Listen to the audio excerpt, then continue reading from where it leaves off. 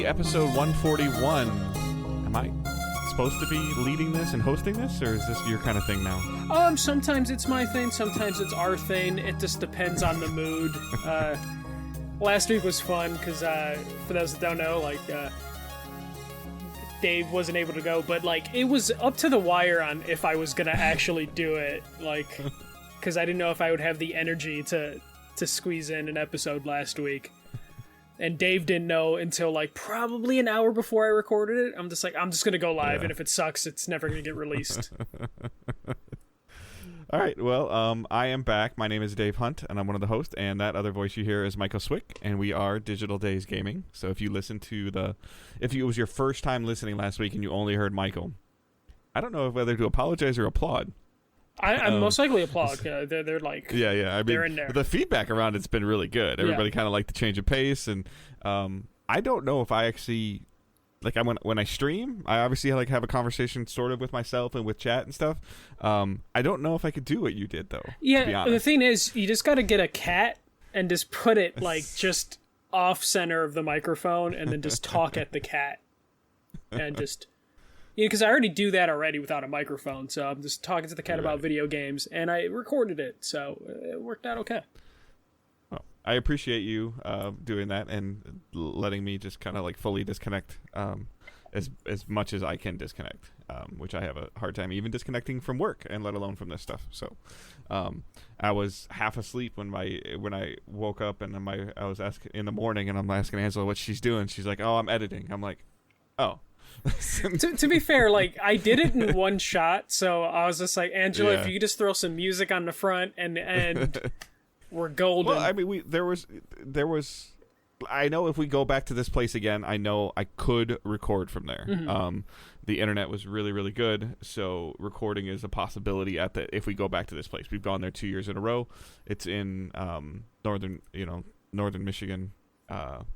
So if we go there again, I can take a microphone or something with me, and I can record. The only problem with that place is that it doesn't have any form of central air conditioning, so it has a ton of fans. Mm-hmm. So I don't even know what the acoustics or anything like that would be, if it's even worth it. And we wouldn't even know what time you were available. Literally, I recorded that episode at 10:30. I worked the full day, took a nap, and then I just woke up all right, I gotta go record a podcast. And just went over to my my computer. Because we had multiple options of things that we could have done, and Michael still chose to do this. So I saw the leftovers of the Google Doc and stuff like that, and it looks like you guys had some fun with the questions and gave him some stuff so that means you didn't to spark. Listen. I haven't listened yet. You no. son of a bitch! I listened to the Destiny podcast. No, you didn't. No, I didn't. I haven't listened yet. I've had a lot of stuff going on as well as going back to work. I haven't listened to the Destiny one that you recorded 2 years ago. Yeah. All right. So obviously, like we mentioned, we are Digital Days Gaming. We are a weekly podcast that posts every Thursday morning, 6 a.m. Eastern, on podcast services around the world. If you could leave us a review, that's super, super helpful. Ratings, words, all that stuff, sharing the show, that helps tremendously. We also stream on Twitch, twitch.tv/digitaldaysgaming, where you can subscribe to us if you want to. We are a Twitch affiliate. If you link your Amazon account with your Twitch account, you get Prime Gaming. You get a bunch of free games. There's more stuff even this month with it being August. But you also get a free sub to a streamer of your choice. If that's us, fantastic. Thank you. If you've already done that, thanks. If you aren't sure if you have done it, just check. If you've done it once on a computer, and you're signed in on your mobile devices, you can do that. So if you get a chance to check that, it doesn't auto-renew. So if you could do that, as well as just making sure you give it to somebody. So it's a perk that you get for having Amazon Prime, which a lot of people have. If not, if you just want to sub to us directly, it's $5. You can do that, as well as other links of ways you can join our community are in the show notes. Facebook group, Discord, Twitter. The Twitch, like I mentioned, Patreon, Teesprings, all that stuff is in there for you to check out. And with that, we're going to jump into some of our news. Yeah, so this is a mix of stuff that popped up last week that I was just this is some stuff in Dave's realm that I'd like to hear his opinion on. So some of this stuff could be might be a week or two old. But I wanted to get Dave's opinions on this stuff, and it turns out there's not too much happening right now in games outside of some delays. So the first bit that we have is Bungie basically came out in a Reddit post saying that they're withholding certain communications to avoid toxicity. So there was a thread over on Reddit, and the community manager for Bungie came out. The thread was about harassment, and they put out a long, like, different replies, basically talking about, like, the forms of harassment that Bungie's currently dealing with. One of the quotes is, "We're taking them seriously, which is leading to an amount of reduced communications as the team plans future protection strategies to help avoid these sort of things." So something that me and Dave have talked about a lot, of just, like, toxic communities in general, but also specifically when it comes to, like, Bungie's community, like the Destiny community, very passionate, but when things aren't going to that community's liking, it can get kind of bad. So I just wanted to get your perspective on some of this, specifically this, like, the idea that Bungie's been just bombarded so much that they're just like, you know what, we're just not going to communicate as open as we were before. And it's something that we've definitely talked about recently, about, like, hey, Bungie's kind of quiet, and it turns out this might be part of the reason that they're kind of quiet. So I know I just said a lot of stuff at you, Dave, but, like, what's your, like, opinion on just, like, this whole ordeal? All right. Yeah, that's a lot of stuff that you threw at me with what's going on. I'm trying to distance myself because, as everyone that listens to this show that's been listening to a long time knows, like, I love Destiny. I think that, Bungie has done a good job with the game. It speaks to me. It's hooked. It's had its claws in me for years. Like 7-8 years at this point in time. So, like, I always kind of have to put that disclaimer out there. However, I also think that they're kind of in the forefront of doing things just a little differently. They're very outspoken about current event issues, whether you agree with them or don't agree with them. They're very much against, like, the shut up and dribble aspect of a sports player, or, hey, why don't you just be a game studio and focus on games? And they're like, no, our employees are important to us. And they've been doing a lot of stuff, as well as, again, circling all the way back to the beginning of Destiny. They're essentially the groundwork team for making a games as a service on console and success. And, so there's tons and tons of things that they have in there. However, our community, and I'll say our because I'm involved in it, can be just terrible, whether it's to each other or to the devs. They've sent a couple devs that have very active Twitter accounts. They've sent them away, like, to where they don't even want to go on Twitter anymore. And that's when they're honest. Like, they're, again, it's dumb, but there was like an exotic piece of armor that was in Destiny 1 that Titans had, that Titans have been clamoring for in Destiny 2 for years, even though people give Bungie crap for bringing stuff from Destiny 1 to Destiny 2 every day. Mm-hmm. But they want this specific thing, and the guy came out and said, no. Like, what that thing did, which was a mid-air dodge, has been moved to a different class in the game entirely. It's been removed from armor. You can't even do it anymore. And they're like, okay, Warlocks have the mid-air dodge. It's part of Warlock's class. It's part of Warlock's kits. It is never coming to Titans. And the community lost its shit on this guy, and he just walked away from Twitter. Like, he was one of the few left that was doing that, and they were giving death threats. People were sending him pictures of his house, threatening his family, threatening his kids. Like, it's terrible. And it seems like no matter what they do, and this is not just Bungie, this is EA, this is Ubisoft, this is Sony, this is everybody, Xbox, any of them. Like, if they come out and say something or try to be transparent, if you ever read the comments, whether it's on Reddit or on Twitter or Facebook, even just like an advertisement on Facebook, it's crazy. Like, the way that people compartmentalize their thoughts of how stuff works is astronomical to me. Again, right off the top of my head, the Division mobile game. People are like, this is stupid. Why are you making a mobile game? You should be using your resources to make Division 2 better. One of the first questions I asked my Division Resurgence interview is that, have you ever worked on Division 1 or on Division? And he said, no. This is a completely different team. Yeah. Like, this was Ubisoft Mobile that was making a Tom Clancy's The Division mobile game. This has nothing to do with Massive, nothing to do with the Division 2 team. Like, and the people are like, well, you're just wasting assets and you're just going after a cash grab. It's like, we're not pulling from that pile. Like, this is its own box. It is, and it's the same people that hate, like, the microtransactions in Destiny. Like, you're taking the money away, or you're cutting content from a game and putting it in a store. Like, there's been this huge thing with this summer event that all the cosmetic stuff of like you can make your ghost look like he's wearing sunglasses and a sun hat, and people are like, that should be in-game earnable. I go, it's your stupid ghost that you can make look like a summer thing. It's not even tailored to the raid or to the a dungeon activity. It's a sombrero hat and a sunglass. It's like this over-the-top cosmetic thing that's for the summer event, and people are like, this is stupid. All they want is your money. Like, yeah. They do want your money. They're a business. So, they just make too much profit already. Like, that's your fault. Like, I've come to this realization I've always had this realization, but it's been more in the forefront over these last 4 to 6 weeks for whatever reason. And I don't do this often, and I'm sorry if this offends you, but the fucking consumer is stupid. No, we've been saying that for years, working in retail. But, look at Diablo Immortal. It is making money hand over fist, and that community was like, we're not going to support that game. And they've already made, like, tens of millions, if not hundreds of millions of dollars. So I don't understand it, and I don't know what's going on at Bungie at the point where like somebody that's controlling some money has like just is having a temper tantrum.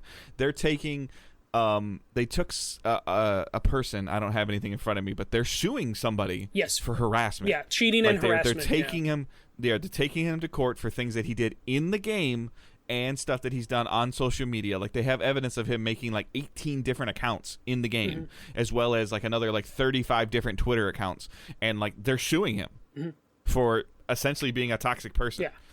Which is like they've had a scary thing to think about, of like a corporation suing like a consumer, but in this instance it's like, yes, please do it, because the person's being an asshole. Well, I think the world thinks that if they sit behind a keyboard or behind their thumbs, like they can just do whatever they want. Yeah, which is why we need they're hidden this to happen. and they're hidden behind their online persona or whatever. Yeah. And I think that needs to change, as we progress in this world that we're in, of like, especially if whether you believe in the metaverse or don't believe in the metaverse, like this is going to be real life soon. So like there's a whole bunch of other stuff going on.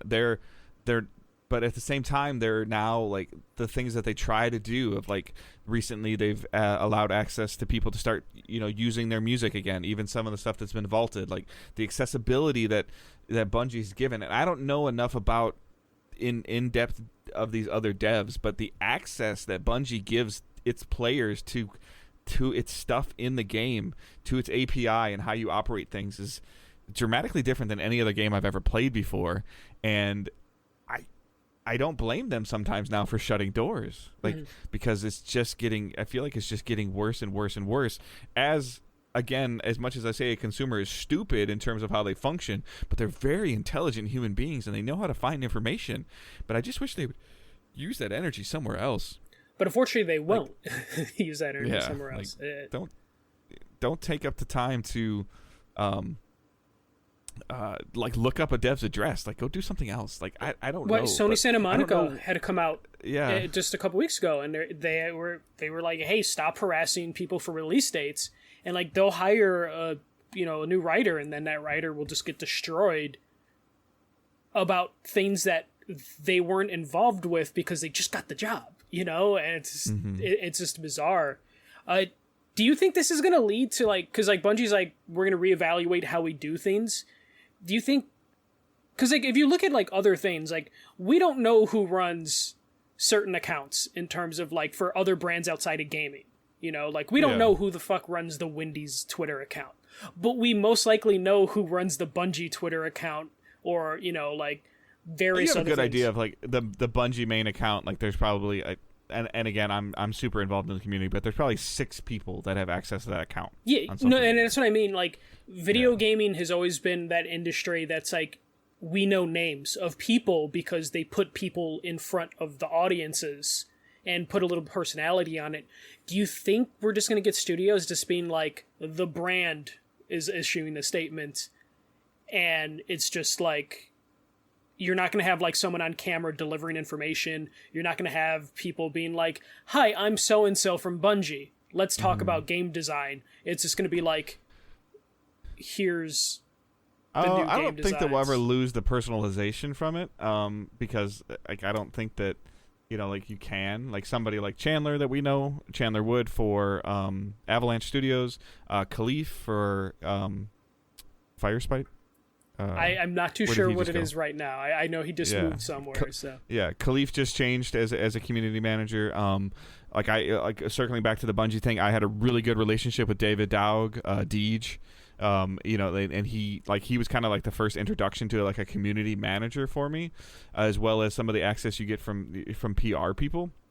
I don't know if you'll ever lose that, but I think we might get back into my Twitter account as my personal account. Has nothing to do with affiliations, which they've been trying, but it hasn't worked. I just wonder what is the point that they just pull back, because obviously you want people to still advertise that they work for the company, because that brings in more talent. You need to like make a LinkedIn profile, but I'm just wondering what is going to be the balance to try and wean people off of being like, I can put a face and name to this announcement, especially as we get stuff that's more and more toxic, of like you said, people are posting pictures of where people live and that sort of thing. Well, like the newest thing that the people are all over Destiny community about is like the last couple of raid releases have been on a Saturday, and it's allowed, since they're on a Saturday, it's allowed great access to the player base.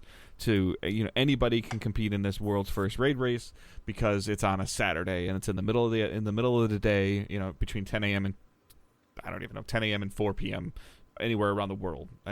I'm sure that I'm messing that up with time zones, but a good majority of the world has access to participate in this, to all start at the same starting point when they do it, like on a Saturday.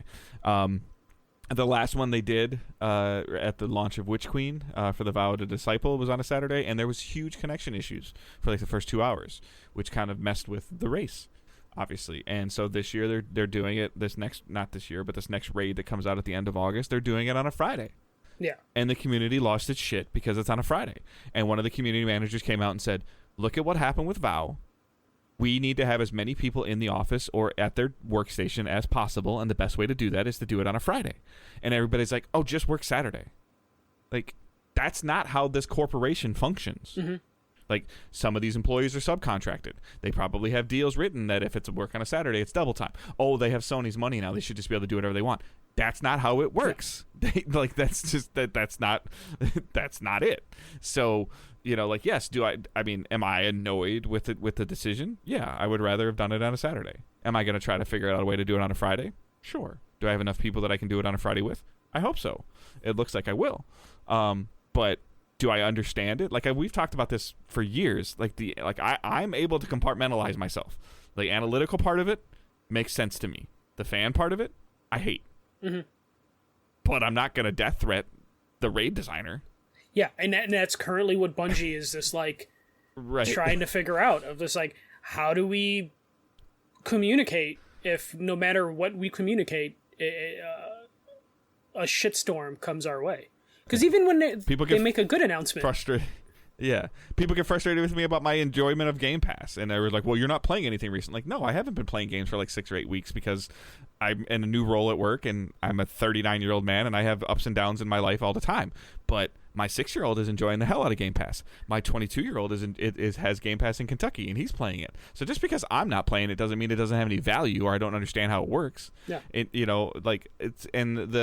amount of like 6, 9, I don't even know, 12 months ago, 15 months ago, people are like, oh, you're being paid by Xbox now. No, we just decided that we didn't want to cover one platform anymore. Had nothing to do with anybody paying us, or just because you don't like what I'm saying to you doesn't mean that I'm paid or that you should like turn your back on me and not follow me. You liked me as a person until I made a different decision. Yeah. Like that, and that's what's going on with game devs. Like, oh, you're gonna make my character hold the gun in the left hand or the right hand? Fuck you! I'm gonna blow your house up. Here's your address. That's what's happening. Yeah, yeah. And it's, in some cases, it is as petty as that. It's just like simple cosmetic things, the most very basic things. Even on games that you wouldn't expect to have hatred coming towards them, it's fucking happening. Like, it's just bizarre. And I'm wondering what we will see companies start to do this. And I don't think like a future of like community managers lurking in the shadows is gonna happen, but there's got to be a certain point, especially when you get to like large games. Like, I don't want to know what the Madden or the Call of Duty community manager has to deal with on a day-to-day basis. Oh man, even like Angela like quote tweeted something to me today, essentially about this article about what Bungie's doing and why they're doing it, and the comments in there were just absurd. Again, they're like, well, maybe they shouldn't use this money on this lawyer and put it into the game. Not how that works. Doesn't work that way. Companies have lawyers on retainer. The lawyer gets paid no matter what, if they use him or don't use him. Like, it's just bizarre. Yeah, I'll never get it. Hopefully they can figure something out. There's a chance this lawsuit, even though I don't like a corporation suing an individual in this instance, I hope Bungie wins. The amount of evidence against this guy is just absurd. Oh yeah. Like, it's absurd. They've had people, and again, like this. Again, like I've said before, I love Destiny. I enjoy what Bungie's doing. I have sat with many Bungie devs eating meals and drinking and playing their game. I'm giving you this full disclosure. I love this game, and this studio I think is very talented. But the stuff that has been going on sometimes with what people do to these people is just ridiculous. Yeah. Like, it's absurd. I just don't know how Bungie will figure it out. I don't know if anyone's going to be able to figure it out unless you burn Twitter to the ground. But they've even had somebody like acting as them. They had somebody that like made a fake YouTube account and knew what they were doing enough and started doing copyright strikes against the DMC'd everybody. predominant YouTubers, to the point where they almost got like YouTubers whose this is their livelihood and their career, whether you like content creators or don't like content creators. This was their livelihood and their career. And if you get 3 copyright strikes against you and YouTube's terms of service, you lose your channel. No, but it's gone. What's even crazier is they got Bungie DMCA'd. Like, Bungie's own videos were like copyright stricken to where it's like they even got Bungie to get in trouble, or not in trouble, but to the YouTube police had them look at their account. And they're suing that guy too. Mm-hmm. Yeah. And they've also sued like Everybody Hates Cheating in Warzone. Bungie's taking these people to court. Yeah. These companies that are selling these cheats, and they're taking them to court. They're just like, I don't like it. I'm with Michael. Like, you're ruining somebody else's livelihood, but you tried to ruin 150 or 300 people's livelihood. Yeah. Like there's plenty of YouTubers that I enjoy, and one of them's like, he literally came out on Twitter and said, dude, I am not publicly posting a video for the next 7 days because I'm not losing my channel. Yeah, no, it got crazy. Like, I got 750,000 subs. I'm not losing my channel, so I'm done. And it got fixed and it all worked out at the end. But if he had made some small mistake and got another copyright strike on accident that just happened to correspond at the same time this was going on, his channel would have been gone. Mm-hmm. Yeah. Go do something else. Go buy a punching bag. I don't know. Like, I have a temper as well. I snap all the time, and I need to do a better job of controlling it. But like, people that I knew, that E3 breach, the stuff that some people had to deal with during that E3 breach, like, it was just crazy. Of like, what you don't like that somebody is wearing an Xbox shirt and you're a PlayStation guy and you're gonna send him a picture of like, hey, I'm in your front yard. Like, knock it off. Yeah. Sorry. Yeah, no, it is a bizarre thing, and who knows what's gonna happen to these studios, and I don't know. Just don't be a dick. That's all we ask. That's what we ask at every. Though anyone listening here isn't a dick. And maybe this guy, like you said, like, maybe I don't want to see him going after like hundreds of people, but maybe taking this guy to task. I don't know if he's even eligible for jail time or get some hefty fine or something like that. But maybe there's a poster. I don't even know if this is the right term. I'm sorry. Maybe there's a poster child for don't do this. This is why. And this could be that instance where it's just like, oh, they like I. Subject Zero. Yeah. Well, it's or what whatever, Nintendo's been doing with pirates for the last couple years, where Nintendo's destroyed so many pirates that it's like you're not going to get rid of it, but you have some websites just shutting down preemptively because they're just like, oh nope, don't want to deal with Nintendo's lawyers. So it goes like the amount of vitriol that people gave Last of Us 2, like it goes back for days, introducing like female protagonists or people of color. Like, it's everything. It's not just a Bungie thing. It's not just a shooter, an FPS shooter thing. Like, if not that I have advised doing this, but if you're bored, like click on a tweet from anybody from Ubisoft about Ghost Recon or about the Division, or if you follow anything on Facebook, just read the comments for like 3 minutes and then just understand that your life is in a much better place than some of these other people. Yeah. Anytime I see one of those accounts, you almost just be like, who hurt you? You just kind of, you're fascinated, morbid curiosity, but most of the time... When I post something on Facebook that blows up and people start like getting all over my crap about whether it's an opinion or a thought or something that I had, and it starts getting into 13, 14, 18 comments, and I start going, oh, maybe I shouldn't have done this, or I can't imagine like putting my life's work out there of something I've worked on and just watching thousands of comments going, hey, retard, you don't know how to draw like a hand cannon handle correctly? Yeah, it can get pretty. It can be pretty rough. But let's move on to the next story. Okay, so we got some hardware news to talk about. So, PlayStation revealed that year over year they saw a 4% uptick in PS5 hardware sales, but saw a 26% decrease in software sales, which. I know Dave's eyes just like lit up big on that one because it's like you have to release software to sell it. Yes, and that's we'll get to that. Though they've released more software than Xbox, and Xbox has its own thing going. So PS5 is currently up to 21.7 million sales. So let's just talk about PlayStation right now before we jump to the Xbox numbers.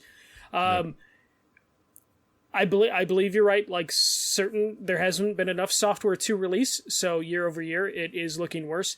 But also, because people are like taking this news and just like flame warring everything, and I don't think enough people are taking into context that like 2020 and 2021 were pandemic years and saw record sales for 2 years straight, and that wasn't going to last forever.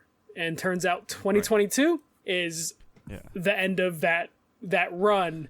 And now we have to like see what the balance is going to be. Like the video game industry is going to have to reset like their expectations because those 2 years were just too good sales wise. Well, analytically people had, again, I'm being careful when I say this, and I'm not saying this is the case for everybody, but people had a little bit more of what I would call disposable income during this pandemic because maybe they weren't going to work, so they weren't spending that transportation cost, or God forbid they were laid off but they collected unemployment in the United States and there was decent benefits to that, and you were at home. Like, what else are you gonna do? You had vacation money that you couldn't go on a vacation. You couldn't go to a restaurant. You had X amount of couple $100 saved up, couple $1,000 saved up to go to Cedar Point, to go to Disney, to go to catch a baseball game across country, and now you can't go because you don't want to go on a flight, you don't want to go on your cruise, whatever. Okay, yeah. What am I going to do with this? Like, oh, let me just, spend a couple, $100, $200 on some video game stuff. Multiple companies were, giving games for free. That wasn't just like an olive branch. That was like, hey, like, sign into the store, download your free game. Like, maybe while you're here, you'll buy something else, or you'll see something else you like. Like, there's always business strategies that are going on with that stuff. And then, like, now as we are slowly, methodically moving away from this pandemic, people are going to work again. They're going on vacation again, like I just did. They're doing things again, whether new normal, new routines, just different things. Inflation is ridiculous right now. Gas prices are ridiculous right now. So now all of a sudden that $70 for a video game that was easier to spend 12, 18 months ago maybe isn't possible now. And to top it off, really, again, from a PlayStation standpoint, the only thing they released in that last quarter was Horizon. Yeah, and possibly a great game. I haven't played it. Critically renowned, a great game, but not a game for every PlayStation player. Yeah, and they also released Gran Turismo, but still not for everybody. Yeah, and also you have to look into the account of like they've got 21.7 million PS5s out, which is a good number, but it's lower than what they wanted to get out because of the chip shortages. But you also have to take into account that they're, like, I know I did this when I was going from, like, PS2 to PS3, PS3 to PS4. Even before I got the next console, I stopped buying games for the current console. Because I'm just like, well, I'm just going to wait until I get the new console. So, like... I know tons of people that are still like that, even in our community, that haven't played Horizon 2 because they don't have a PS5 yet. Yeah, but they probably they want to experience at a better look. Yeah, and they probably slowed down on buying PS4 games because they're just like, well, let me just work on my backlog, and then I'll get. Or the they're game saving later. for a $500 box. Yes, that they may or may not be able to get easily. Though it has been easier to get PS5s in the last couple weeks. Yes, it has. But it does seem like with PlayStation and Xbox, it does go on streaks where it's like, here's a 3-week window, super easy to buy the console. And then a drought for like 3 weeks. And then it just keeps going like that. So PlayStation's numbers, they're seeing like, like the hardware sales keep increasing, which is what you expect as the chip shortages resolve themselves. And then the software sales are just what they are because it's really hard. Like, companies are going to have to find a way to not compare their current fiscal year to the previous 2 fiscal years because it was a very, I don't want to say special because that sounds too, it was like very specific times. A very diverse time. Yeah, I don't know if that works either, but it definitely was like very specific circumstances during that period to where these companies now have to like compare themselves, but they can't. People picked the video games back up. Yeah, that maybe hadn't been playing them for a while. Like there was a lot of change in things. They had to find things to do at home. Like we've seen like Netflix is losing subscribers because people don't have as much time anymore, or they don't think it's worth the value anymore because they're not watching it as much anymore because they're back to work, or their kids are back to school, so they're going back and forth. They don't have as much downtime. There's a bazillion examples that you can use, and again, like just a consistent flow of anything. Like if you really look back, we're early August. If you look back at 2022. January till now, I mean, off the top of my head, Elden Ring, Horizon, Gran Turismo, and what? Am I missing something else right now in terms of marquee? Both systems, like Xbox ain't doing it either. Yeah, Xbox is doing fuck all. Like right now, like they're doing. So nothing. I mean, we're 6 months in, and we've maybe had 3 marquee games. Like we've had some great, like Teenage Mutant Ninja Turtles, The Shredder's Revenge has been a great game, but it's not gonna, that's not gonna move the needle. Although it sold like 1 million copies. Yeah. Straight might be that indie that sticks around, like when it gets its physical release and everything like that. But yeah, in terms of like major games from these manufacturers, it's been rather light, especially when you look at like this holiday. Stray sales are going to be skewed by Plus. Yeah, and we don't know exactly where the numbers are for Plus in terms of the other services. Like we know how many PlayStation Plus subscribers there are in total, but we don't know what it looks like now. So Stray could end up doing well. What's his name? Yeah, but we don't know. Will Richardson sent us on the main Twitter account like a chart that had like PlayStation Plus / Now is the leader. Which it should be with your install base. Yes. But then you look at like just how things are grouped together, like Amazon / Luna. Well, yeah, I saw that and I cracked up. It's attached to Prime. Yeah. But then like Netflix Gaming was higher, but I'm assuming that's attached to Netflix. It is. And then Game Pass, Game Pass was there, but then I told him, I go, it's I love data, but I want to see live. Like I just want to see Xbox Gold. Like that's because PS Plus was this I believe this chart was before. Yeah, because it said now. So before the redoing. So we've already always heard that there's like 55, even like years ago, that there was like 50 to 55 million PS Plus subscribers, and then 3. I don't expect that number to go down. Now subscribers, yeah. Yeah, it has gone down. I never expect that actually. number to tremendous. Not like what I consider going down is going like below 45 million or 40 million. It's like, at 47 right now. Yeah. So there's so many factors that are into that of what what's going on. Like I think using Luna as a comparison when it's attached to Prime is dumb.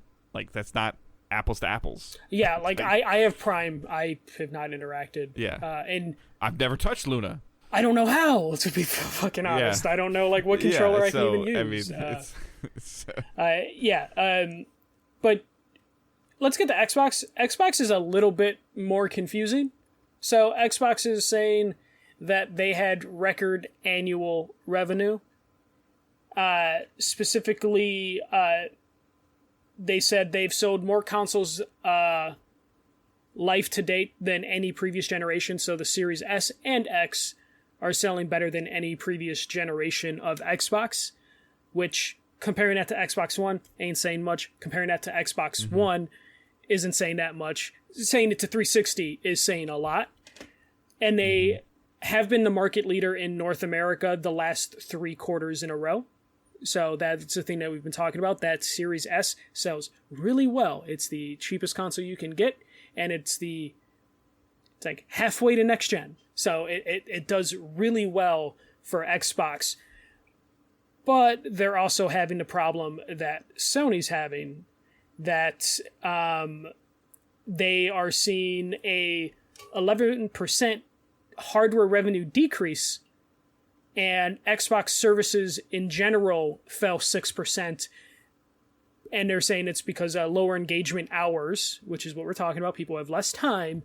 And then monetization in third-party and first-party content brought those sales down. Though that has been offset because of Xbox Game Pass subscriptions. So Game Pass subscriptions go up, but it sounds like live is going down, and the amount of hours is going down that people are playing because the world's open again. So people are playing less.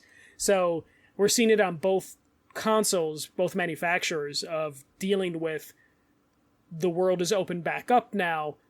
People are doing other things, so they're seeing their numbers drop off. Xbox, though, is seeing, hardware decrease 11%. That, I'm assuming it's because people were still buying Xbox Ones a year or two ago, and now they aren't buying those at all. They're only buying Series S and X. And that. Well, I also think it has to do with the success of the S being a double-edged sword. Like, the S is cheaper than a 1. Yeah, it is. And you can't buy a 1 anymore at all anymore. Right, too, but it, just as an example of, like, hardware sales for last year, or if you, look at their hardware dollars in 2018, 2019 versus their hardware dollars in 2022. It's a fair comparison if you want to look at it before the pandemic, but an Xbox One was $400 or $500. Yeah. The Xbox Series S, which is arguably sort of better than a 1. I'm sure that there's some teraflop thing going on. It's one of those things where it's like it's slightly better. It's on par in some instances. Yeah, but regardless, it's $150 cheaper 5 years later. Yeah, that shouldn't function that way. In terms of just the way things are working. Like, it's just interesting. Do you think, because I don't remember where I saw this, so I'm not taking full credit for this question, but do you think the continued success of multiple, whatever you want to classify them, games as a service, free-to-play games, GTA still selling like crazy, like, do you think that somebody is just more content with spending $30, $40, $50 a year on GTA or on Destiny or on Fortnite or on League of Legends instead of buying a new game? Yeah, I think that's where we're seeing some of the sales decreases. Because they're talking about microtransactions and or in-game monetization, microtransactions, playing a factor into this. I think that maybe more people are just apt to continue on Rainbow Six and keep buying the new character pack, continue on Fortnite and keep buying the battle pass every 90 days. Let's keep doing GTA, and I'll put some real money in there. I'll put $20, $8 a month in, or whatever, and and just keep playing. I'd rather just play what I know than try Elden Ring. Yeah, I think we're definitely seeing an increase in like forever games as a service. Yeah, where there's rumors Bloomberg and Jason Schreier's talking about this Call of Duty Modern Warfare 2 is going to have like a quote unquote paid expansion next November. And not a second release, or Warzone 2 is going to get like a paid update, like a I don't know, like I could be saying that wrong, but similar to, like, wrapping all the way back to the beginning of this conversation, similar to what Destiny does, where it's Destiny 2 Beyond Light, Destiny 2 Witch Queen, Destiny 2 Season of the Chosen. Like, they just keep, and they're getting, again, is somebody cool with dropping $100 in February on Destiny and they're set for the next year, and this is what they play. or I'm gonna just keep playing my Madden Ultimate Team or my FIFA Ultimate Team, and I'm just gonna I'm gonna pump $13 a month into it because I like playing against my buddy and beating my brothers, but with all my bought players. Like, this is life. Yeah, we're definitely seeing people get away with that. And then also microtransactions, while still annoying, they're not as aggressive as they were pre-Battlefront 2. So like loot boxes are gone. Yeah. So we're seeing people like still putting money into games, but they're not being like abused like they were before, where they felt like they had you're not paying $10 for a dice roll. You're paying $10 for the thing you want. A really cool looking skin that I want. Yeah. And I think we're going to see a decrease in revenue because of that, because it's not as exploitative as it was before. And if it costs you 3 rolls to get it in, like it costs you $10 3 times versus I can pay $15 once, it's a 50% decline. No, and we're definitely seeing that aspect as well. So when you look at these numbers, and the reason I wanted to bring this up is because like when these reports came out, just like, again, because I get bored, I look at Twitter, you just see both fanboy sides just going at it over the same thing. Like both companies are kind of reporting the same decreases in revenue, and both sides just don't care. And they're like, haha, look. And I'm like, look, what? Yeah, it's like, you're down. It's like, well, you're down. It's like, well, okay. It's like, oh. But our down is cooler than your down. Yeah, it's not as much. And it's just like, okay, cool. So we're just bragging about the decline of the thing you love, video games. So, yeah, there's a lot of stuff that you can look into that and start picking it apart. I would have loved, we'll never be able to see it obviously, but I would have loved to see what this gen would have looked like without a pandemic. Mm-hmm. Game Pass versus PlayStation, at their best, and instead we got to see that a little bit, but there was like, what would a PlayStation's numbers been? You're 100% right. Like, what would it look like, Best Buy, Target, Walmart, wherever, if you just all of a sudden you had 2 pallets next to each other, one with PS5 on it, one with Xbox Ones, or one with Xbox Series X on it, and just to see like what the consumer would come in and pick up. Mm-hmm. And the problem is that we don't know. Like, we have no idea. There's the camp of subscriptions are bad, and I want to own my games, but you can lose access to your games that you already own. Like, but there's there's that conversation. Those people that were mad about subscriptions, they've been really fucking quiet about PlayStation Plus. They support it then. It's been cracking me up. That's Michael at Digital Days Gaming. Oh, they fucking know who they are and how to find me. But no, it's just been funny watching the same people. Like, I haven't really seen anyone. I had the same conversation. Yeah, I had the same conversation this week, and I still haven't played it, as Dust Falls and Stray. Both came out on the same day. Both are out on 2 competing services. Why, as a consumer, a money-spending consumer, would me, Dave, spend $30 on Stray when I could just spend $20 to get PS Plus Extra for the rest of the year? That's what I did. Why? Yeah, and because I want to own my stuff. I'm like, I have a digital console. Well, you know what's funny though is about like the thing where people are like, oh, I want to own it. When Stray's physical copy comes out, I'm fucking buying it because I loved it. Right. Half my shelf, I have download versions of those games that are on my shelf. But that's how people that are upset. We talked about it. The people are upset with the God of War collection. Oh, where's my disc? You get an empty steelbook, so enjoy that. Yeah. Newsflash: the steelbook's empty when you're playing the game. Yeah. Fucking people. Yeah. Okay. Actually, I wanted to. Okay. Ubisoft. They canceled multiple games. So just let's talk a little bit Ubisoft. So Ubisoft. Oh my god, I misspelled that. They canceled 2 games. Ghost Recon Frontline, which I guess was previously announced. Was that going to be their Battle Royale game that they announced last year? I think so. The name sounds familiar, but I don't have any recollection of it. And for the most part, I've enjoyed the Ghost Recon series. So I'd have to maybe go back and look and read some articles or see what was talked about with this. Like this, it sounds familiar, but I don't remember seeing anything. It was announced last October, according to the Game Informer article, and it's a 100+ player battle royale, I guess. I feel like I completely missed that this thing was announced. But this has been canceled. So Ubisoft announced that they canceled a couple titles during their financial report, which we'll talk about some other stuff from that as well. And then they canceled a Splinter Cell VR game, which is just...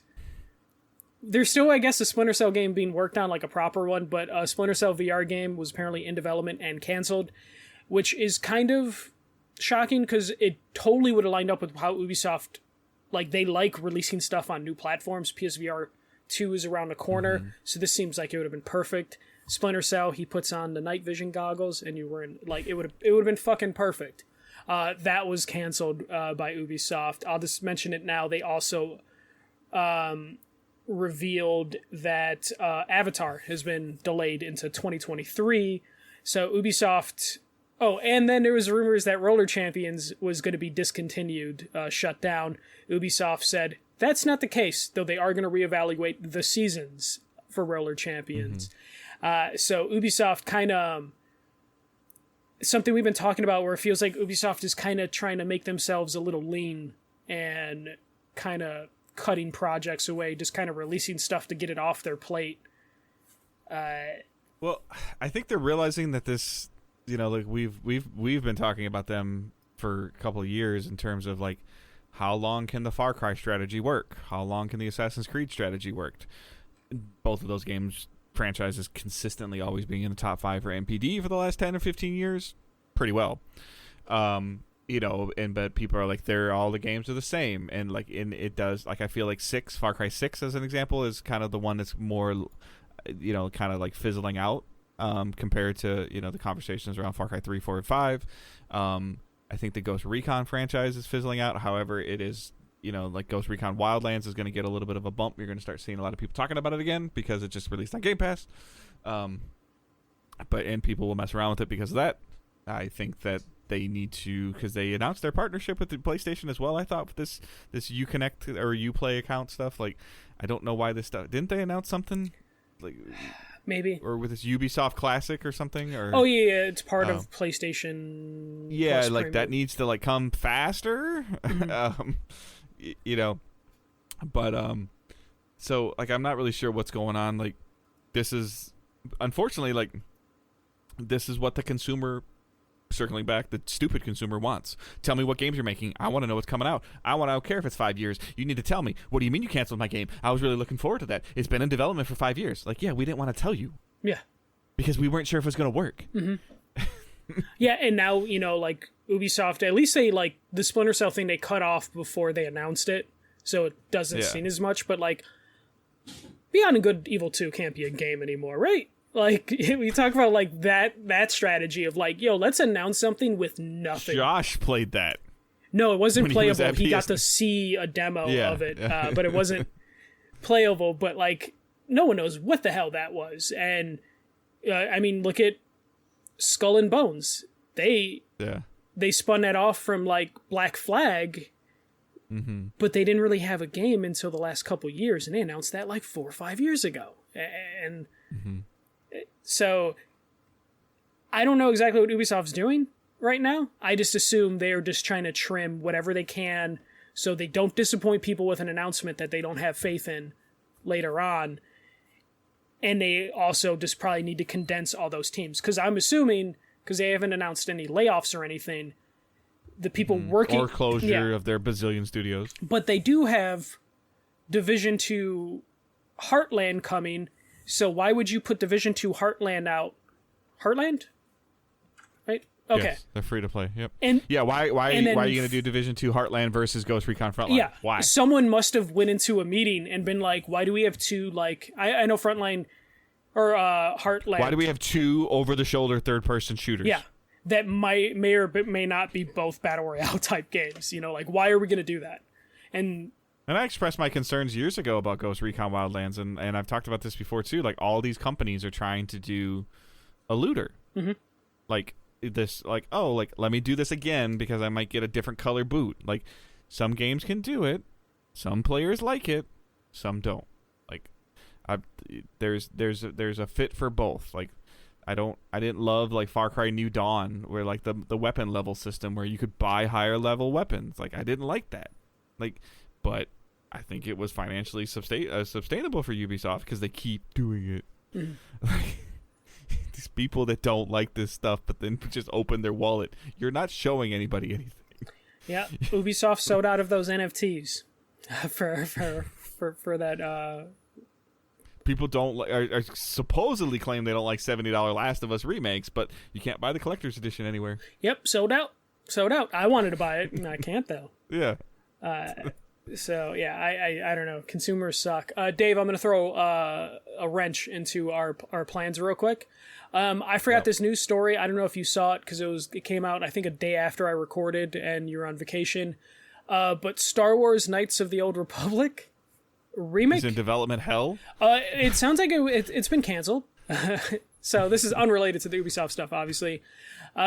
So Jason Schreier reported last week that Star Wars Knights of the Old Republic remake has been put on indefinite pause. So from what he gathered from his sources was that Aspyr, who has been working on this game for 3 years, they presented a vertical slice to PlayStation and Lucas Arts, who were financially backing the game. And the meeting apparently went well, but then a week later, Aspyr fired the art director as well as another person on the team. So a design director and an art director, and then they announced to the studio that the game just wasn't where it was supposed to be, even though they were happy with it, and they're going to have to pause the game indefinitely.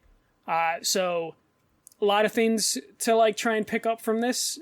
No company wanted to comment on it, but it basically sounds like this has been like Aspyr's first big game. They've been porting a lot of games, but it sounds like this project, which was announced last September, been in development for 3 years, was just too big of a game for them that they just couldn't handle.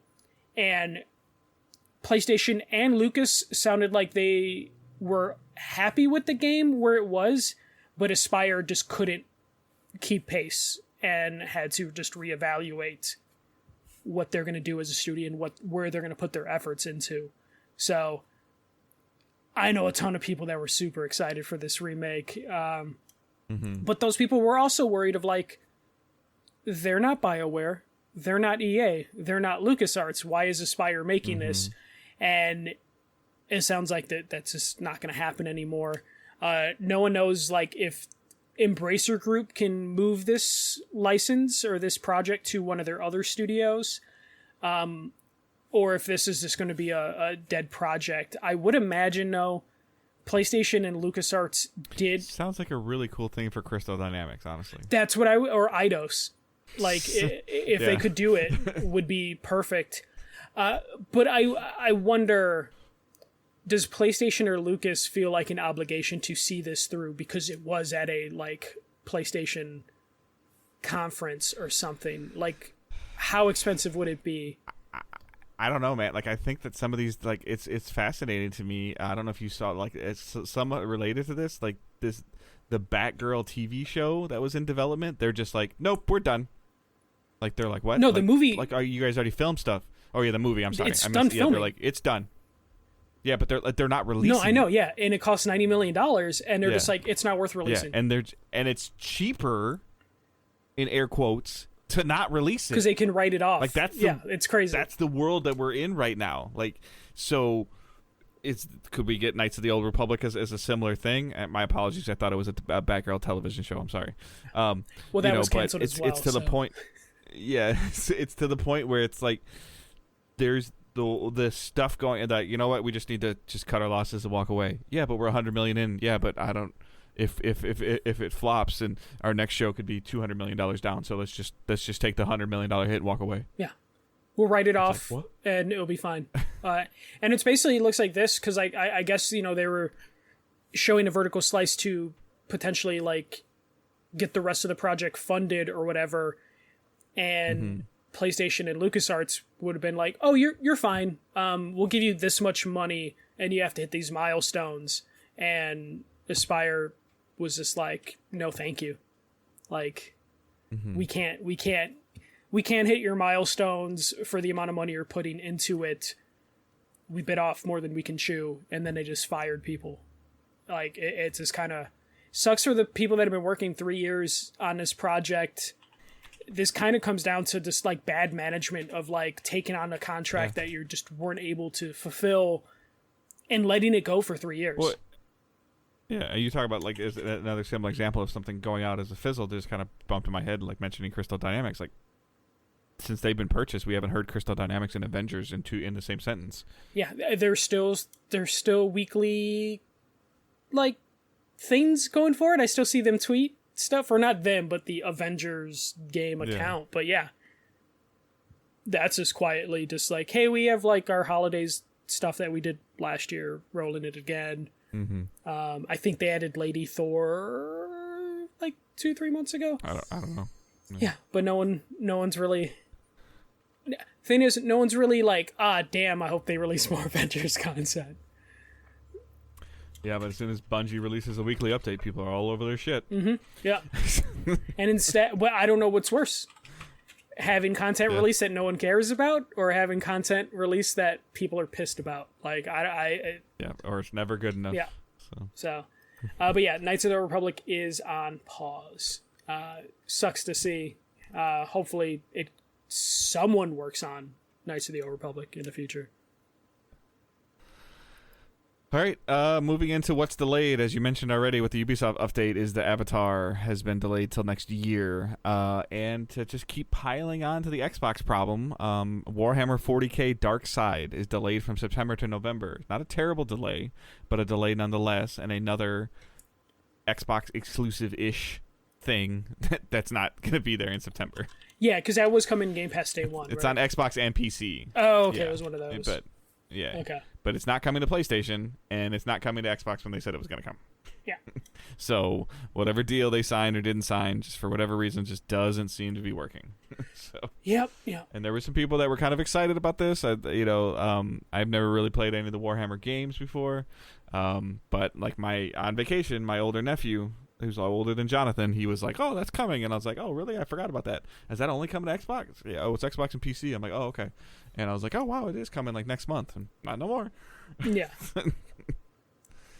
So, all right. So what we're playing and watching. I'll go first, and then I think that we'll transition together. Yes. For bright memory. So, I took my Switch with me. I took my PlayStation with me. And I ended up watching some, just like my brother-in-law, we signed into like the HBO account or whatever, and we ended up watching like Dumb and Dumber 2, Dumb and Dumber, or Dumb and Dumber 1 or 2, I don't remember, but it was just kind of one of those things that was like on, periodically, like a random movie every other night. We did download some more of the PlayLink games, like my brother-in-law, sister-in-law, their kids, like we were playing like Knowledge is Power, which is, you can download the apps and answer the questions on your phone, and the big TV, Uno. So we just kind of messed with that. Some of the they thought they hadn't done that yet, so they thought that was kind of cool. I'm like, no, we don't oh, we can play this game. Like, oh, just download this app. It's like half a gig, or I don't even know how big it is or whatever, and it just functions with the TV, and it worked really well. They had fun and playing that. I played a lot of MLB The Show on the Switch. Got my character moved up to AAA. Struggling a little bit in AAA, but I was playing that a lot while my daughter was driving on the freeway, and my wife was clutching her pearls in the car and the seat. And I started because I started Concrete Genie. Nice. I am 2 hours in or 3 hours in, and it wasn't grabbing me, and I have to find out if it wasn't grabbing me because of the mechanics, or if it wasn't grabbing me because I was playing it in the bedroom of the place I was staying at, that the TV's mounted on the wall and I have to sit on the bed. So I wasn't comfortable. Yeah, you probably play that in comfort. Because I actually did like that game. Though I think it took me an hour to get into that game. Yeah, so I think that there was a lot going on with that. Messed around with a little bit of Destiny stuff. Nothing crazy. The next season's coming out. There's a big Destiny Showcase on the 23rd of August. Similar to like 2 weeks ago when I was talking about them being really quiet, and then of course they come out and say that they're going to talk about it. So that should be like, there should be some discussion about their next named expansion, Lightfall, with that. And then so I played and completed Bright Memory Infinite. We got this game for review. Mm-hmm. So I played this on the DDG account in case anybody goes after my trophies, because some people tend to do that. People are weird. That's why I got mine up. Yeah. So Michael told me that, we got the game, and he's like, I'm putting it on the account. Check it out when you got time. I know you're on vacation. If you can, great. You can't, I was like, okay. So I looked at the trailer, and I was like, wow, this looks really cool. And then I started playing it. Like Michael reminded me, like, hey, like if you have time, play it so we can talk about it next week. Yeah, for sure. And then I started it, and my wife's like, hey, what are you doing? I'm like, I'm just going to check this out for a little bit. And she looked it up really quick, and she's like, this game's going to take like 4 hours to beat. I'm like, what? She's like, the internet says it's like super short. I was like, oh, okay, cool.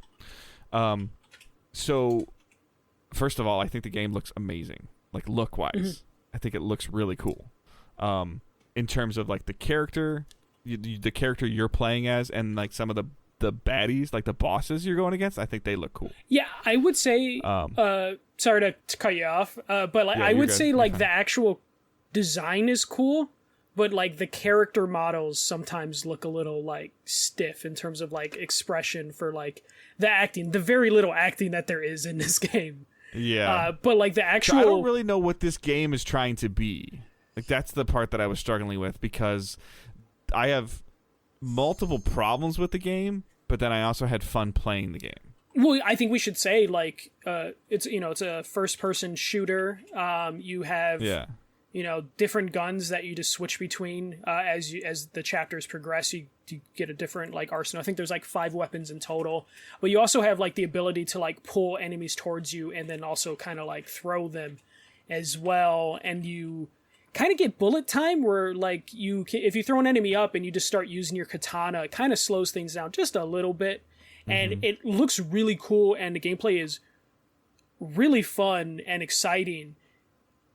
But because this game is so short and it runs at like a fast pace to where mm-hmm. there's very little exposition of like, hey, what are we doing? You get a couple like kind of some bad acting, to be honest. Lines thrown at you, and then you just start jumping into like areas, and then you get to the end of the area, here's a couple more bad lines, now you're in the next area, to where mm-hmm. if there was just a little bit more for the to like play, like I think we would be having like a much different discussion, because the gameplay's fun. I think if it did a better narrative job too. Like the audio, like talking to the guy on the phone didn't sound very good. No. I felt like they kind of were just like, hey, the phone rang and you need to do this. Okay, who am I? Like what's going on? Like why is there like this black hole in the earth? All of it, like in the they world, kind of just expected you to know what was happening, and that's fine, but you eventually have to explain it. Like it's one thing to be like, hey, you're just in the scenario, have fun, but like I don't know who the other character was that was going after the thing at the end. Yeah, like that person like showed up halfway through the campaign, and I'm like, who is that? Yeah, it felt like you're watching a TV show and you missed 3 episodes, and you're just like, who are these people? But the gameplay's fun. And then like, constructively, like, and again, fine, I'm old. The font's too small. I found myself standing up to look at the monitor closer, to look at my TV closer. The tutorials are bad. The switching, I know you can change this in custom controls or whatever, but switching guns on the D-pad is stupid. I got used to that, but there were instances where like I don't know why the katana was on triangle. Yes, because I'm used to switching weapons with triangle in a first-person shooter. But then the guard is on R1, but then I'm used to attacking with R1. Mm-hmm. And there's this like weird and then also, I don't know about you, but for most of my game I just had the screen just on the side. It showed me what the buttons do, and like that was there for most of the game, and I'm like, okay, I get it. Triangle is how to switch to katana. Why won't this go away?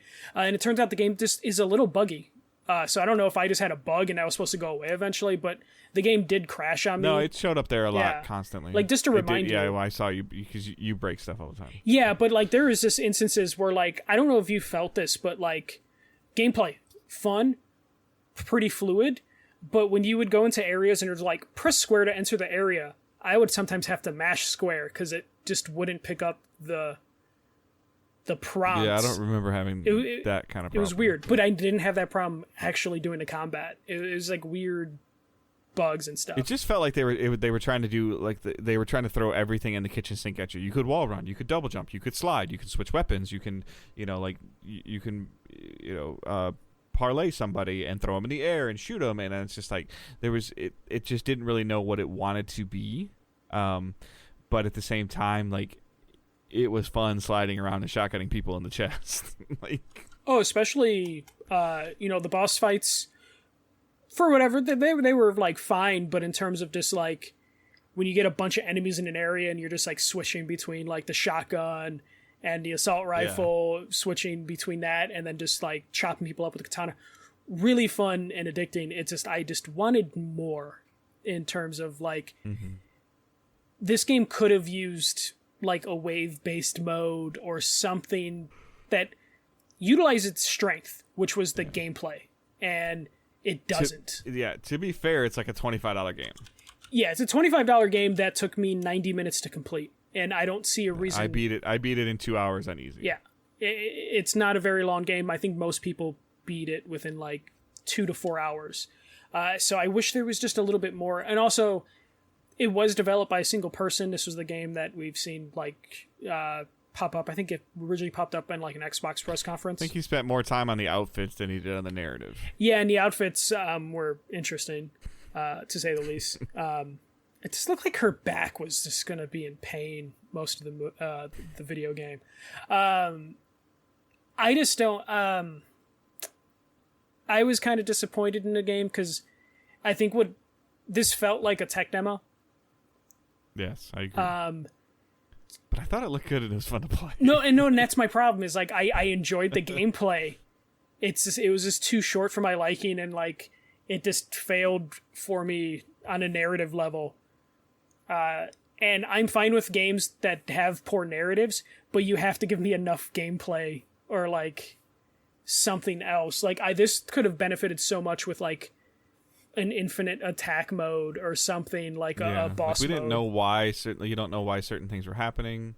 I don't want to spoil anything crazy, but like why certain enemies were showing up when they were showing up. I felt like that was never like really explained very well. No, they kind of and the driving was awful. Oh god, yeah, it has one of the worst driving levels I think I've played in a while.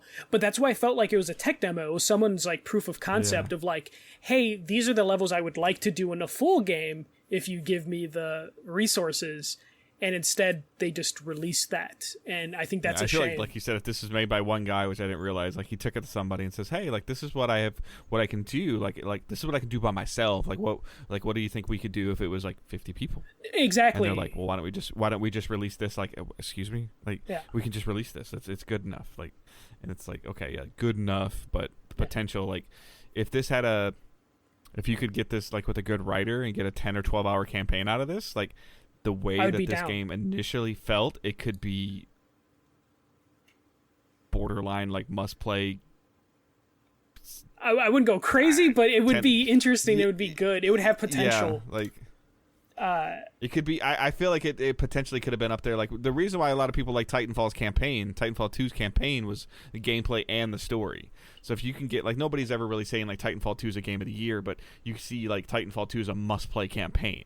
And like this could have been on that level, level with more fleshing. Yeah, and unfortunately, this doesn't quite hit there. I think it's interesting when this game is on sale. I probably would recommend people like check it out depending on the price. But as like I'm surprised that this is not a Plus or a Game Pass game. I thought it was going to be a Game Pass game, but so this has a weird history. So this originally was supposed to be episode 1, but then they just turned that into like, well, that's the full game, and then that's why it's called Infinite now. Like it was just supposed to be Bright Memory episode 1, and then they were just like, actually that's the whole game, and then they named it Infinite Memory or whatever. So yeah, I could have sworn this was supposed to be like a Game Pass game, but it turns out it wasn't. I almost have no problem if you see this game for $20, like I would say, like I think it's worth $20. Depending on it, like if you like this sort of like fast-paced combat, I still think like even at the price, I think I would have wanted just a little bit more, like maybe 1 or 2 more levels or something would have helped this game just a little bit. Or if they just cut that driving level and put like just any old combat level, I think I would totally. Yeah, or some more diverse minions. Something, yeah. Or just a better narrative. But yeah, we did, like, it sounds like you enjoyed it. Like, I didn't feel like I, like, wasted the 90 minutes I put into it. No, absolutely not. Yeah. So, did you do anything else, Dave? No, I mean, no. Okay. we like a handful of other things, but nothing crazy. Like, we went up to, like, Frankenmuth, which is, like, like a German, like my oldest son was in town for the weekend, but overall just, family basic stuff. week of vacation. I downloaded a whole bunch of stuff on the system thinking I would play some more things, but now they're downloaded on my system so I can play them. Like, I still want to get, like I saw you kind of put it out near the end of July, and like I put out, like, I'm at like 5 games or 6 games for this year, so I do have a goal for some other stuff, but just trying to work through that. Yeah. All right. So the only other thing I have is I'm reviewing Mothman 1966. So this game came out on the Switch, I want to say 2 weeks ago, July 14th, I believe. So this is a kind of like a throwback to visual novel games that you would have gotten like 80s and 90s.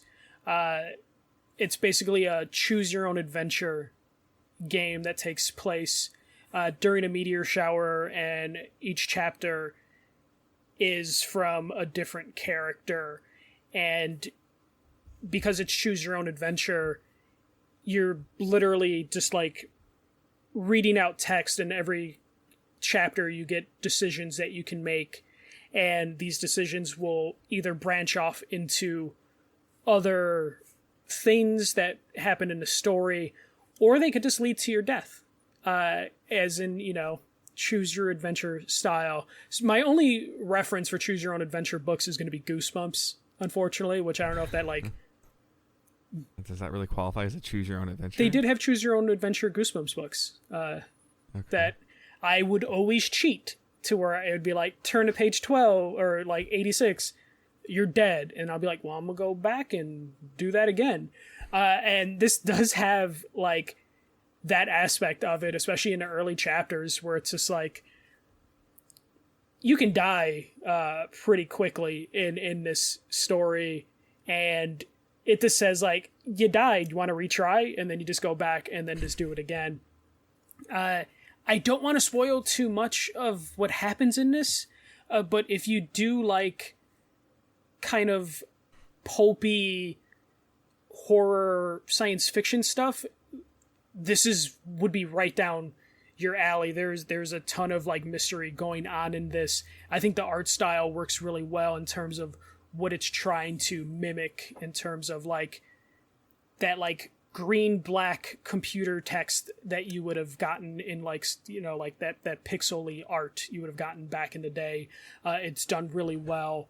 The writing gets better with each chapter. The first chapter I was like, I don't know if I like the writing style, but by the time I got to like chapter 3 or 4, I was like, okay, no, actually I'm kind of into this, because they definitely do gradually bring you through the story, which is definitely interesting to see that go along. So this is something I think is definitely worth checking out. I think it is, I'm going to look up the price, because this is, it's $8.99 on the eShop, and it is available on PlayStation and Xbox as well.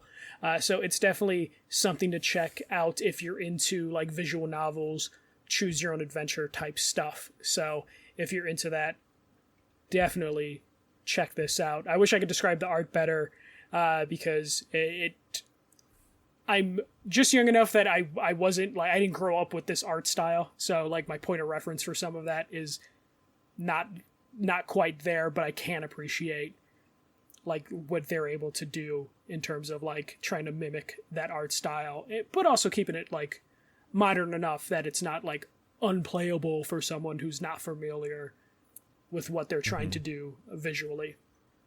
So that's Mothman 1966. Definitely think it's worth checking out if you want like, like a simple, like easy narrative adventure. It's not going to ask too much of you when you're playing it.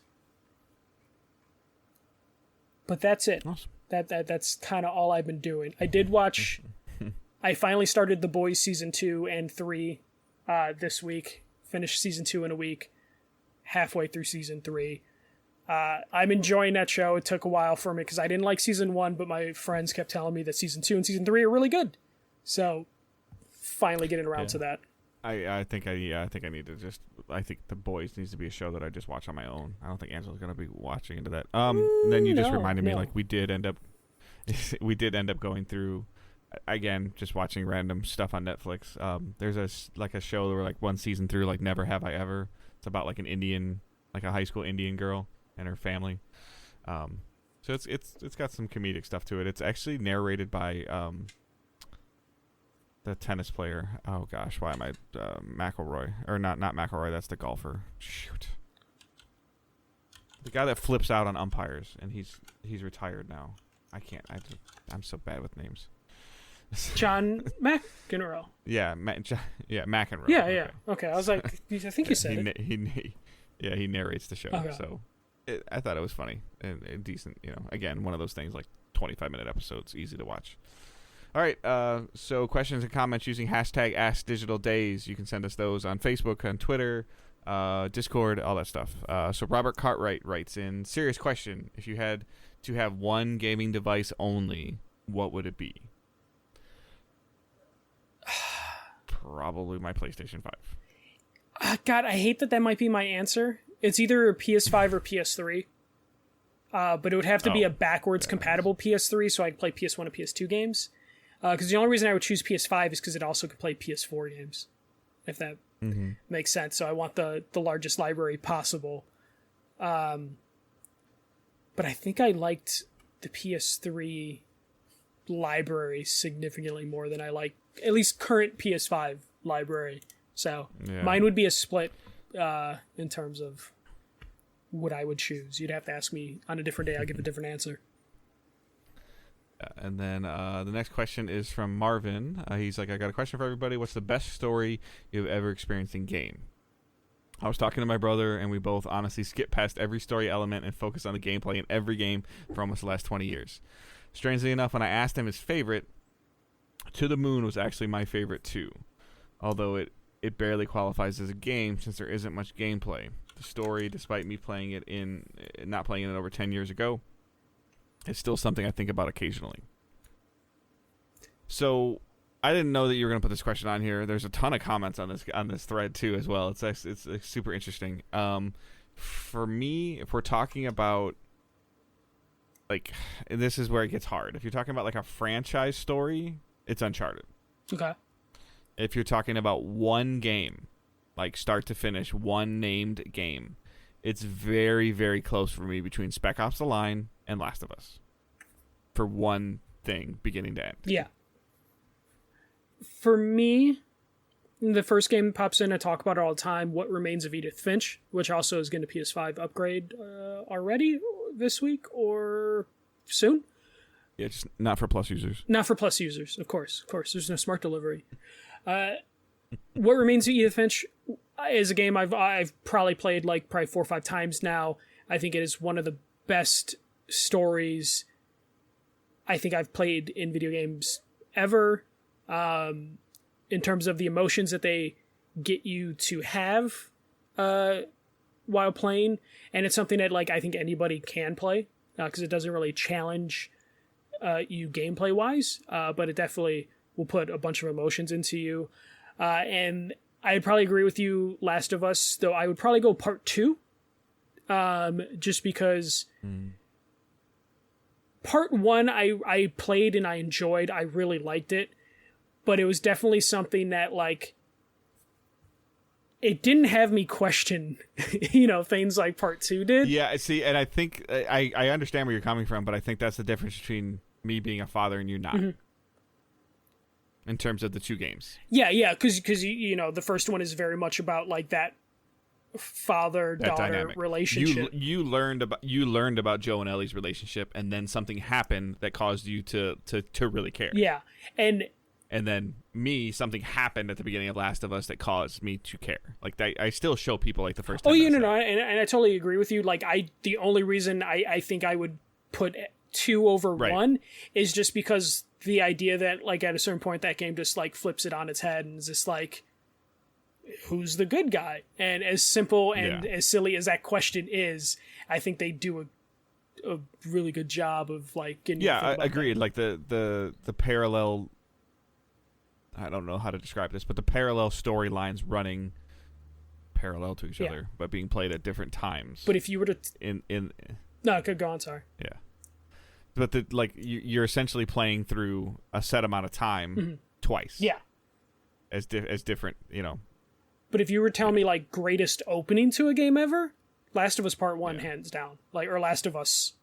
it's now Part 1, but the first Last of Us game, hands down, best, like, opening to a game I think we've seen.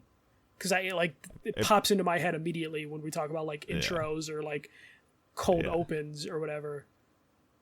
That's up there.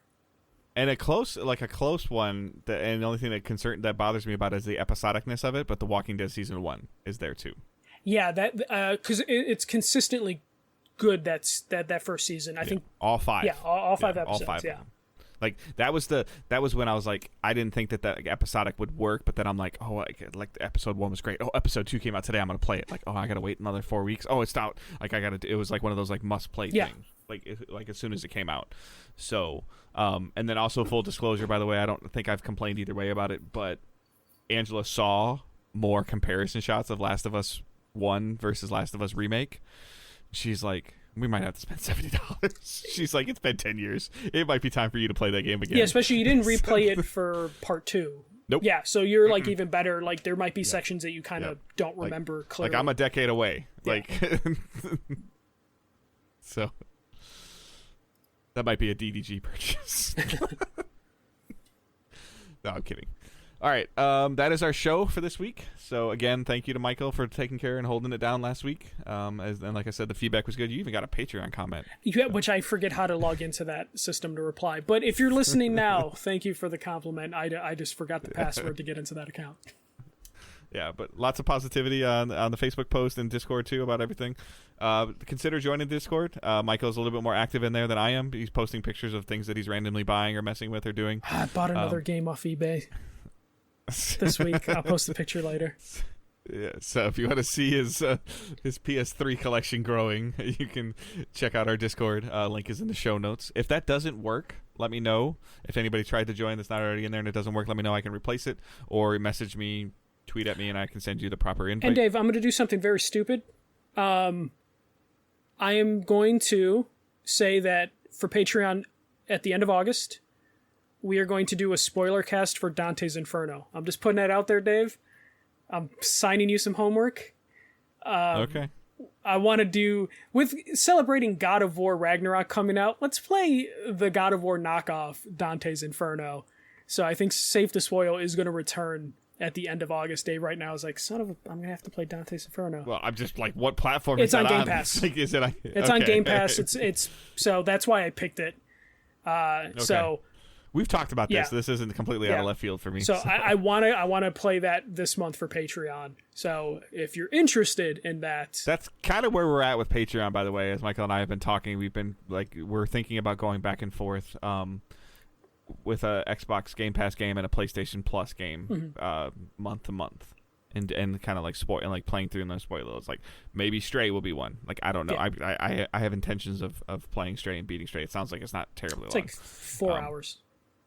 Yeah. So, but yeah, we can definitely do that. So if you're not subscribed to Patreon, consider subscribing to Patreon so you can access that bonus content as we're trying to get into a new routine. Michael changed jobs. I've changed jobs 4 months ago. Like there's a lot of stuff going on. Can't wait for my daughter to go to school. So she's like over there. Yeah, so that's where we're at. But you can follow us on Twitter at Digital Days Pod. You can follow Michael at The First MJC. You can follow myself at Good Dave Hunt. Like I said, Facebook group, Discord server. All those are linked in the show notes. Yes, Curry, if you make a suggestion, since nobody really makes suggestions in Patreon. No, not Curry. He can't make suggestions. I don't own Judgment, so if you want to buy me Judgment, Curry, I'll play it. And I own Judgment. But if someone buys him the PS5 Judgment, I'm not playing my broke ass PS4 Judgment. I need to play that on the 5. So yeah, those links are all those to join the community, hang out with us is all in the show notes. You can check that stuff out. Patreon is there as well as we're working on that stuff, and consider supporting that as well. You do not have to. You do not have to support us on Patreon. It's just something if you want to reach out and have a way to access the content early or to access bonus content. If you are not financially able to do Patreon, that's totally fine. Please do not feel any kind of obligation. It is something that is there as a different way for you to show support. And you listening and sharing the show are both free, and those are both great ways to help you to grow the community. So that's the first and only thing that we ask to you guys to do to help us. Following is free. Joining Facebook is free if you like Facebook. Joining the Discord server is free. All that stuff. Following on Twitter is free. That's all free. Following on Twitch, free. All of it. If you want to financially support us and you are financially able to, there are other venues for you to do that. But there is no obligation whatsoever. But yeah, with that, I hope everyone has a great week. Keep moving forward. Don't be a dick. See ya.